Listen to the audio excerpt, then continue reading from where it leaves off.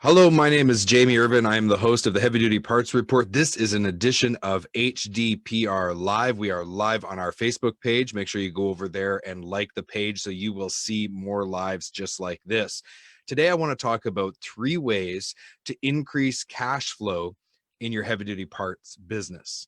Number one is to make sure that the inventory that you're stocking doesn't have unnecessary duplicates. Now, I understand you maybe want to have 2 different lighting lines, or maybe you want to have 2 different grades of brake material and friction material. So you're going to stock some duplicates there. That's not what I'm talking about. I'm talking about duplicates in your inventory that are unnecessary, where you may have 3, 4, or even 5 parts in stock, 5 different part numbers, all crossing back to the same OE number. This is frozen capital. This is cash that you've invested to buy the part, to stock the part, and you're not necessarily going to sell the part.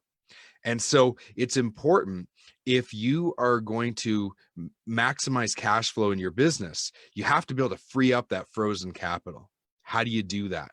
You do that by subscribing to Truck Parts Premium, parts platform that is developed by Diesel Laptops parts division.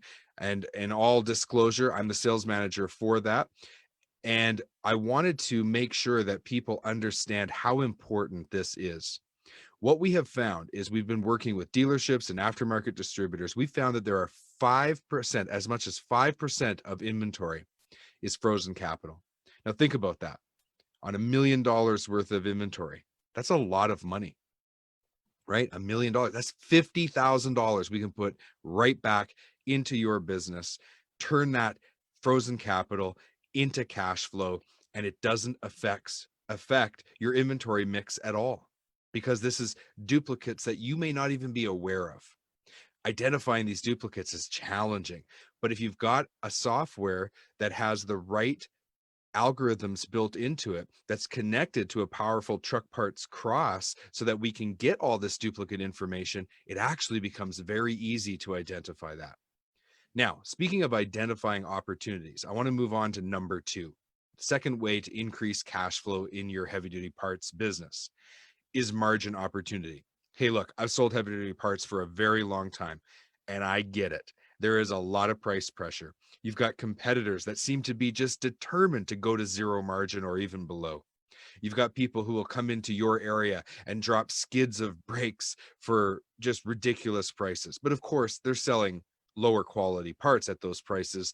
And every now and again, your customers fall for it, because they start to think, yeah, I am spending too much on parts. It's frustrating, and I get it. So you have to be able to intelligently identify margin opportunity. There are certain products you're just not ever going to be able to demand high enough margin. There's an old saying, right? They're going to pay more than they want to, and you're going to sell it for less than you want to. But there are opportunities to increase margin where the customer is going to be completely unaware that you've increased your margin. And why is that? Well, when you're buying multiple lines, sometimes you do want duplicates in your inventory. For example, maybe you're stocking 2 lighting lines. Now, if you're stocking, let's say, Grote Truck Light, now there are some differences in their product mix, but really in the industry, I think most people would agree that those 2 manufacturers are pretty comparable on quality. They're both really high quality brands. And if you're stocking 2 parts that are identical, one in one line, one in the other, and they're comparable in quality, you should be selling them at almost identical prices. And the reason that you should do that is because the customer is not perceiving any additional value in buying one line over the other. Sometimes it just comes down to preference. But most times, what most parts companies do is, when they buy a product line, they bring it in and they mark it up based on cost. Now, if the procurement people have done their job, they're going to acquire that product for a competitive price. And so one day they may get, line number 1 at a more competitive price than the next day when they buy line number 2 and restock your shelves. And what this does is, because everything's done on a calculation off of cost, you end up with these different price points all over the map. But if you use the inventory analysis tool that Truck Parts Premium has developed, you are able to isolate those part numbers, and you're able to look at them and say, okay, let's adjust our sales price, not based on cost, but based on market pricing. And this will allow you to just increase just a little bit. We're not talking about gouging customers here. We're talking about increasing where you can, identifying those opportunities where you can. Most customers we deal with, I increase their margins overall by just a little bit, 2%. Now, our human brain doesn't calculate 2% very well. We think it's 2%. It's not that much. But in reality, 2% can add up to a lot of money. One example is a small international dealership we have in the South, and they increased their margins by 2%, and that generated $12,900 directly into their bank account. It was cash just right into, they didn't have to do any extra work. They didn't have to sell any more parts. They just sold what they've always sold, and they put almost $13,000 in the first 12 months. It's like $1,000 a month, just found money, just laying around the warehouse basically. And they just picked it up and put it in their bank account. Awesome. Okay, moving on to the third way to increase cash flow in your heavy duty parts business. So the number 3 way to do this is to get the right inventory mix. And this is not as easy as it sounds. One of the big problems is when you buy from a manufacturer, they will give you a recommended list. This is an 80-20 rule, or maybe a 70-30 rule, and it is based on national averages. And it doesn't always line up with your regional area. And so I remember one time I was working for a parts company, and none of our customers had Volvos. They had Macs, they had Pete's, and they had Kenworths. It was the 3 most popular trucks. Nobody was running Volvos. We bought a product line in, we brought it in, and they gave us one of those recommended stocking lists. And there was a bunch of Volvo parts in there. Why? Because those Volvo parts are sold all over the country. So on a national average, that is what you should be stocking. But in our regional area, it didn't make sense. What ended up happening? We ended up with a bunch of obsolete inventory that we couldn't sell because it had been in our warehouse for several years now. We never could sell it. We never would sell it. And now we didn't have right for return. It's a big problem. So how do you do that? Well, you use Truck Parts Premium's Compare Manufacturer tool. And this allows you to compare different trucks against each other. So you take 2 different makes, you compare them, and you find out, okay, what parts between these 2 trucks are identical and what parts are unique. And once you build a list, so you get your salespeople, I want you to go for a week and I just want you to do fleet surveys. Just tell us how many Internationals, Western Stars, Kenworths, Peterbilts, Freightliners, like how many of these trucks, Mack, Volvo, how many do we have in our area and what years are they? Great.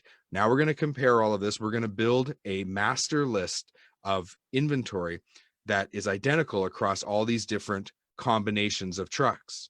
And once we have that, we also will have a list of everything that is unique to each truck. So then we can get procurement to source those unique parts where they can. But what we really want to focus on is the parts that are identical, because that is going to be like the best 80-20 rule of inventory you've ever had. If you're not familiar with that, it's Pareto's principle. Just Google Pareto principle. You can learn all about the 80-20 rule. Now, that's the first step. Then you use Compare Manufacturer to evaluate all of your parts suppliers. Now we use it as the second part of this process to evaluate who we buy our parts from. And so, for example, let's say we're going to compare 2 shock manufacturers, right? And we want to be able to compare who has the best coverage relative to which vehicles are in our geographical area. And once we have that cross section of information, we can build this master list of inventory we need to stock. Then we just simply have to figure out how many times or how many quantities of each part we need so that we have at least a month's worth of inventory on the shelf. That's a lot of work for a lot of parts people. And you know, procurement teams and parts people, they don't have time to do that kind of in-depth analysis. But I can promise you, if you use this tool, you can become the dominant parts store in your geographical area, because very quickly customers are just going to start to realize, hey, wait a minute. Every time I call your store, the parts people get to say, yep, we've got it in stock. How many do you want? And it's easy. They just get the parts they need, right? As opposed to going to your competitor who's, sorry, we don't have that in stock today. And you don't want to be that store. You don't want to be the store that always says to their customers, sorry, we don't have that in stock today, because that just opens the door for your competitor. You want to be the store where people go there and they're just like, you know what? When I phone for a part, they have it in stock. It's delivered within a couple hours. It's the right part the first time. I'm just going to keep doing more business with them. Trust me, this is like the holy grail of parts distribution in the traditional sense. Now, if you want to learn about how to find that holy grail of parts distribution with e-commerce, you should look back on one of the videos that we did about e-commerce, and you can scroll back through the Facebook feed or LinkedIn or YouTube, and you'll find it under the category HDPR Live. I did a whole other episode about e-commerce. That's a completely different animal. But principally, the concept of how to buy, stock, and sell parts is the same, regardless if we're distributing through traditional channels or e-commerce, right? We have to have the correct inventory. So if you do these three things, and if you use Truck Parts Premium's tools to be able to make this process simple, to make this process as automated as possible so that your people aren't consumed with these projects, and you can change your inventory mix and become that store that has the right inventory every time, this is going to increase your revenue. So we've addressed frozen capital, we've reduced inventory where it's appropriate, we've increased margin, and now we're increasing revenue. That is the combination that puts more cash in your business. Now, if you want to learn more about this, go to truckpartspremium.com. And if you want to meet with me to talk about how to put that platform into your parts business, truckpartspremium.com/schedule. truckpartspremium.com/schedule. Now, everything related to the Heavy Duty Parts Report is found on my personal website, jamieirvin.ca, because I am Canadian. Go to jamieirvin.ca today. And if you'd like to make sure that you don't miss out on any of the core content that we put out, go to jamieirvin.ca/email. Subscribe to our weekly email. Every Wednesday, you get one email. It gives you a summary of the content that we've put out, all the great interviews we've had with manufacturers, subject matter experts we've brought in. Everything is centered around how to help you with your parts, how to help you if you're buying parts with your repair facility, and how to help you sell more parts if you're a parts store. Thank you so much for tuning in to another HDPR Live, and we will talk to you very soon.